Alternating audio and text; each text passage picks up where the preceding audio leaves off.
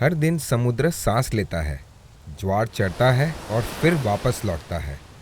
जैसे ही पानी पीछे हटता है, गीली रेत के बीच में एक नई दुनिया उभरती है। एक सूक्ष्म संसार जो ना तो किसी महान शक्ति ने गढ़ा है, ना ही किसी मानव हाथ ने। यह दुनिया बनी है प्रकृति के सबसे छोटे इंजीनियरों के द्वारा।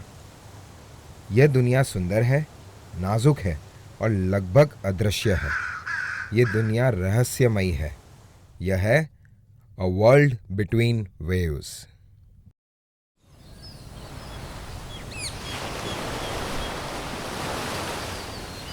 इंडो पैसिफिक क्षेत्र के रेतीले तट पर एक नन्हा प्राणी झांकता है, छोटा, नाजुक, लेकिन अद्भुत कौशल्यों से लैस।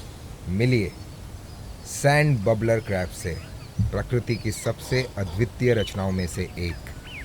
ये ताकत के लिए नहीं, बल्कि समय के लिए बना है। इनका मुख्य हथियार है इनकी रचनात्मकता। अब यह केकड़ा अपने कार्य में लग जाता है और उसका उद्देश्य है भोजन खोजना।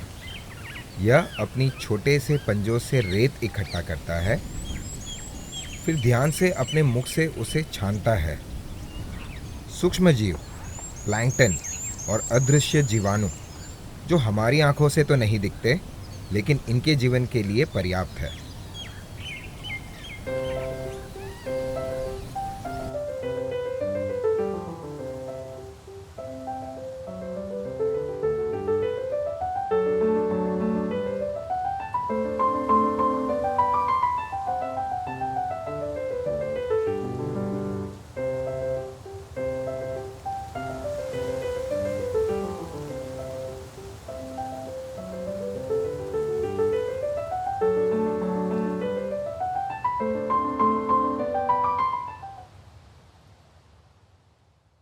दोपहर समुद्र तट एक तारामंडल में बदल जाता है और कलाकार ने अपनी कला पूरी कर ली होती है। घुमावदार रेखाएं, चमकदार वृत्त, रेत के छोटे गोले, हर आकृति दर्शाता है इनका अस्तित्व और अनुकूलन। जो रचनाएं आपको यादृच्छिक लगें, वो वास्तव में इनके जीवन का नक्शा है। जहां इन्होंने भोजन किया, जहां ये आगे बढ़े, और अब हजारों ऐसे निशान मिलते हैं, वो एक आकाशगंगा बनाते हैं। रेत की एक नक्षत्र पंक्ति जो तट पर बिखरी हुई है।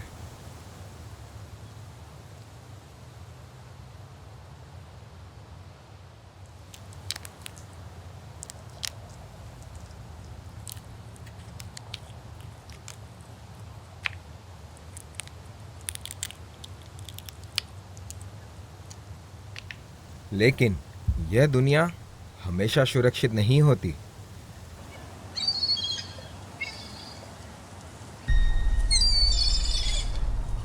यह संकेत होता है खतरे का। शिकारी आ चुका है।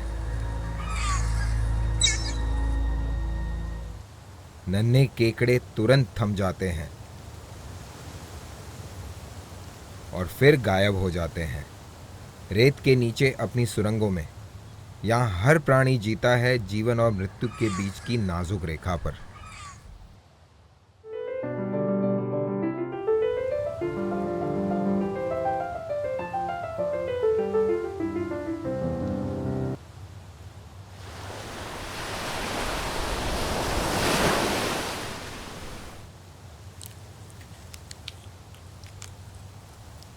समुद्र तट शांत लग सकता है, पर इस सूक्ष्म दुनिया में टकराव अवश्यंभावी है। दो नर केकड़े एक स्थान के लिए झगड़ते हैं। यहाँ खून नहीं बहता, सिर्फ ताकत की परीक्षा होती है। और जब यह समाप्त होता है, विजेता वही रहता है और पराजित होने वाले को जगह छोड़कर भागना पड़ता है।